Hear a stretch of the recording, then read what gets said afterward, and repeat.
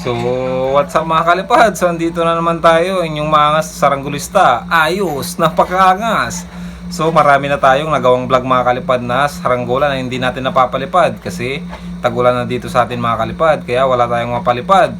Maski may nang hangin man lang sana, kahit umaulan, umambon, wala mga kalipad, puros sulit na ulan, napakaangas. So, ngayong araw mga kalipad, gagawa tayo ng saranggola na kahit may hinang hangin, umambon pa yan, umuulan ay lilipad. Gaya ng mga vlog natin noon kung nasusubaybayan nyo na yung mga vlog natin noong nagsisimula pa tayo. Kahit umaambon yan, nagpapalipad tayo sa bubong. Napakaangas. So yun yung gagawin natin sa araw na ito mga kalipad. Pero bago natin ito umpisan mga kalipad, ilapag muna natin ang ating kapalipad na pwede nyo i-subscribe. Ayos. At huwag nyo din kalimutan ang aking channel, Samit Samit. So kung hindi pa kayo nakasubscribe, subscribe na at click na yung notification bell para updated kayo sa mga saranggola vlogs pa natin. Yung tipong kaka-upload ko pa lang, nakikita nyo na agad. Kayo yung nangunguna. Napakaangas. So, umpisa na natin ito mga kalipad. Let's go!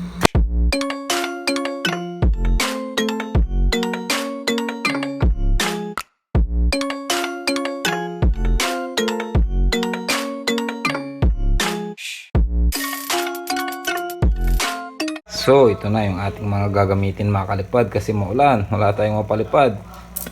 Pagka umulan, pagkadipas ng ulan, mahinang hangin ang hampas. So, kailangan natin ng ditingting para may mapalipad tayo. Napakaangas. So, ito lang yung mga gagamitin natin mga kalipad. Itong mga tingting na ito mga kalipad, tingting ng nyog. So, gagamit tayo ng ulo, dalawa. Ang haba niyan mga kalipad ay 17 cm. Tapos, sa kanyang mga pakpak mga kalipad, ito yung para sa pakpak. Tamang nipis lang mga kalipad, ganito. Yung manipis yung dulo. Hihilutin lang natin itong mga kalipad para bumilog siya ng konti. Hindi siya masyadong patusok, pero okay lang naman yan kahit patusok mga kalipad, lilipad yan. Basta importante para yung haba mga kalipad. Dalawa yan mga kalipad, dalawang pares, bali apat. Ang haba niyan mga kalipad ay 47 cm mga kalipad.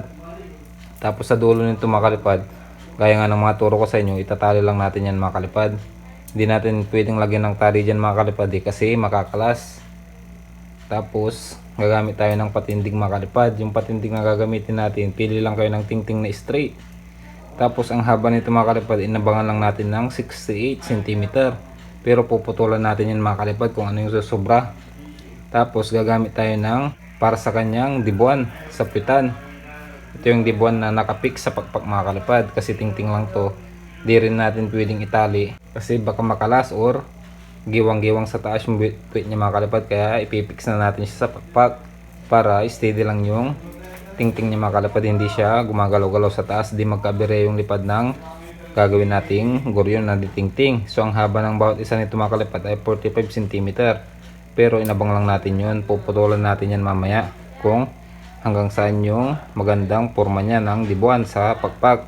So inabangan lang natin ng 45 cm na apat mga kalipad. Pero mamaya sasabihin ko sa inyo yung finish na haba niya mga kalipad pag binuo na natin siya sa ating patindig. So una muna ikakabit natin dyan mga kalipad ay pagtataliin muna natin itong mga pakpak mga kalipad. Pagdidikitin natin ito ng ganito, ganyan. Tatali lang natin yan na paganyan. Yung mga pati itong sapit, apat yan mga kalipad na itatali natin bago natin siya itali sa ating patindig. So yung patindig na pinili natin mga kalipad yung straight para hindi siya kiling, straight lang. So itali na natin ito mga kalipad. Sana masundan nyo. Let's go. Yun mga kalipad, nabuo na natin. Di ba napakaangas? Buwan na buwan, napakaangas. Ditingting lang yan pero napakaangas na. Pati ako naangasan sa kanyang pormahan mga kalipad. Ay ayos. Sa talikod natin. Napakaangas talaga mga kalipad. So sa paggawa ng patindig mga kalipad, napapansin nyo lagi kong sinusubran sa ulo at pitan. Yung sa pitan, pinutol ko na mga kalipad kasi masyadong mabigat yung puwit niya. So lagi nyo lalagyan ng mga pasobran mga kalipad. Kasi kung saan mabigat, doon yung puputulin mga kalipad. Tapos, yung distansya niyan mga kalipad, yung ulo, 8 cm. Yung pakpak, 22 cm. Itong distansya na to, 10 cm. Tapos ito, 12 cm mga kalipad. So, yung pinanghatak natin dito mga kalipad, yung haba niyan mga kalipad, 38 cm. 38 cm din mga kalipad. Tapos nilagyan natin ng suporta. So, pakpak muna, tapos sinunod natin to.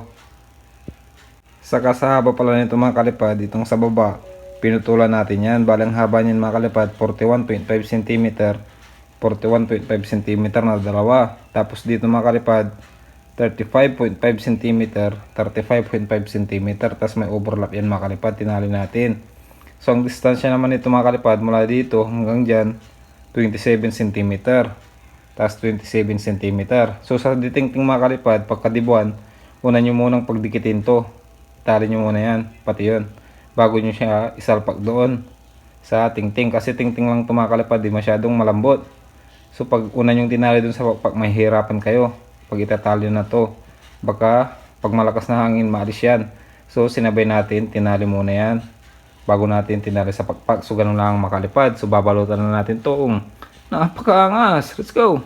Yun mga kalipad. O nailatag na natin yung kanyang pambalot. Napakaangas na naman na pambalot sa ating kuryon mga kalipad. Parang bumblebee mga kalipad Ay napakaangas. Bumblebee buwan. Parang bagay yung pangalan niya, Bumblebee buwan. Napakaangas. So nailatag na natin yung mga pambalot niya mga kalipad. Gaya nung nakarang vlog natin mga kalipad, hindi na natin kinatol kasi manipis lang to na plastic. Pwede nang ilatag yan sa kay tape. O napakaangas. So ibabalot na natin ito mga kalipad para mapalipad na natin. Kasi lagi na lang maulan. So gawa na lang muna tayo ng ditingting para madaling paliparin. Ayos. Let's go. 5 minutes later. So yun mga kalipad, dito na tayo sa bubong. O paliparin na natin itong ating dibuan. Kahit umuulan yan, maliliparin natin yan. Let's go.